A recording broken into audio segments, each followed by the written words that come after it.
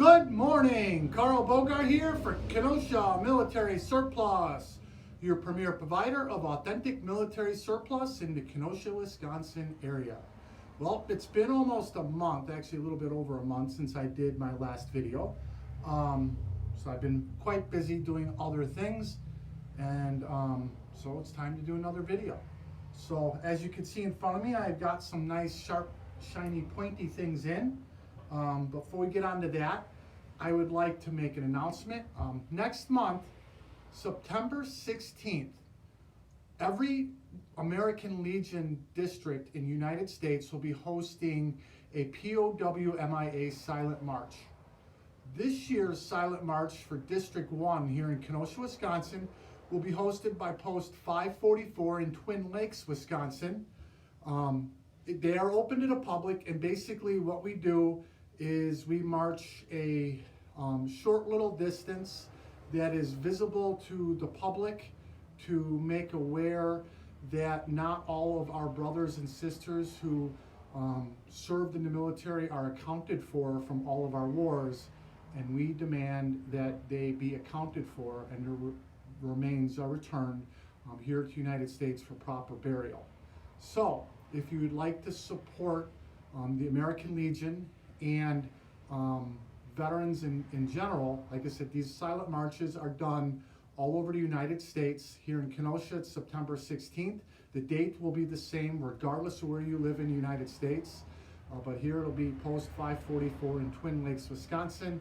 If you contact your local American Legion post, I'm quite certain that they will tell you what post is hosting their silent march for that year and how to become involved. It doesn't cost anything. Like I said, we march a distance. Notice I've been wearing my POWA silent march for this year's to make customers coming into the store aware of it. And yes, any member of the public can march with us. The bigger the crowd, the better. So if you're looking for something to do and you want to support veterans September 16th, and you're in the Kenosha area, please come out to Twin Lakes, Wisconsin to support our silent march for this year. Okay, moving on. As you can see, I got some swords in. First one here is a Imperial German Saxony cavalry sword with the hilt. All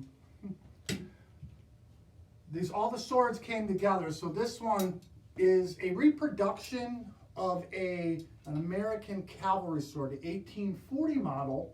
But what's nice about it is this one was made in the 1960s. The gentleman who got it purchased it in 1960, and we purchased it from him. So it is a very good quality, high quality. The brass is authentic brass. It's not like the cheap knockoffs that they make today. So if you're a reenactor and you're looking for a good quality sword for reenacting American Civil War, we got one for you. This one's petite, kind of cool. Makes me think of Game of Thrones with one of the characters' little needle. It's basically a German imperial diplomat's or court sword, pre-World War I. Basically a ceremonial sword. There's not a lot to it. Obviously, it's more for show than anything else. It doesn't have a decent edge to it, but if you were to look at it, the engraving on the blade, the acid etching on the blade is actually pretty cool. Now, I'm quite certain this one I've showed you before. Did a lot of research on it, and I basically made a full circle. Originally, I thought it was a Knights Columbus sword. Came across the listing showing that it could be Knights of the Golden Circle, pre-Civil War. Had several people look at it. A lot of people said it could be. The handle is bone. Civil War Museum here in Kenosha said that it's probably a very early Knights of Columbus sword because they're looking at the little knight at the top. However, like I said, this symbol is known to be used by the Knights of the Golden Circle, and on the back someone stamped CSA in it. It could have been done before the Civil War, it could have been done during the Civil War, it could have been done the day before I bought it. I don't know. but we've decided it doesn't have a purpose in our collection, so it can go to your collection if you're interested. Picked up 2 British model 1907 parade bayonets. Unfortunately, they do not have the scabbard or frog, just the bayonets. And you know, my daughter Rachel's very upset that I'm selling these because she wanted them for herself. You know, it's my kids. You know, my daughter's 12 going on 13. My son's coming up on 20. They're already dividing up the collection, and I'm not even on the other side of the earth yet. So we got 2 of them. Got a pair of Korean War boots. They're basically very, very similar to the World War II jump boots, except the heel is different. But if you reenact World War II paratrooper, and obviously you're not going to want to destroy an original pair of World War II jump boots, so if you're looking for a decent pair of Korean War ones that will make do for reenacting, they're here. Picked up 2 World War II wrist compasses. Corps of Engineers, Army. Unfortunately, my glasses are downstairs, so I can't tell you if these are what manufacturer these 2 are. We also picked up 2 of the World War II style engineer lensatic compasses. A nice poncho, green, from the 1980.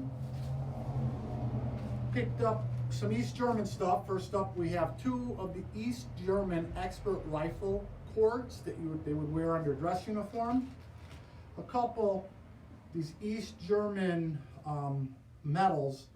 I knew what they were. They're the silver version. I have 2 in the original box, but at this moment, it spaced me on what they are.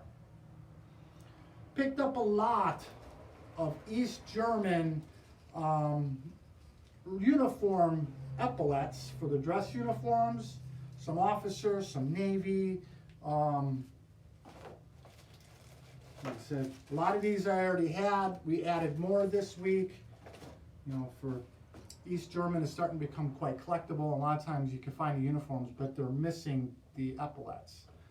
We got 12 2-quart canteens in. 6 of them we have black bladders, and 6 of them come with green bladders. Picked up another advanced combat helmet. This one is a medium, so now we have a medium in stock, and we have an extra large in stock. And then we had all the German stuff.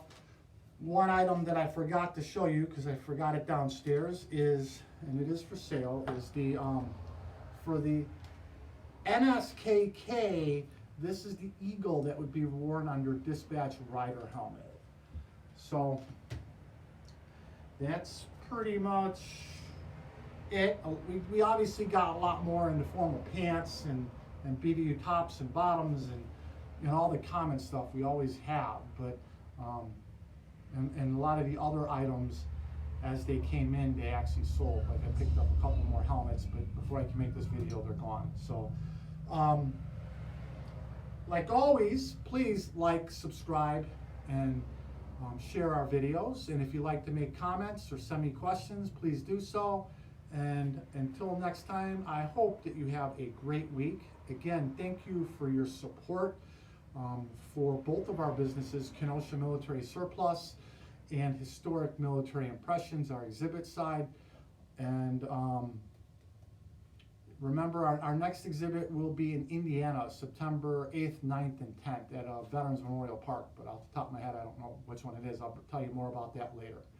But until then, have a great week. This is Carl Bogar signing off for Kenosha Military Surplus.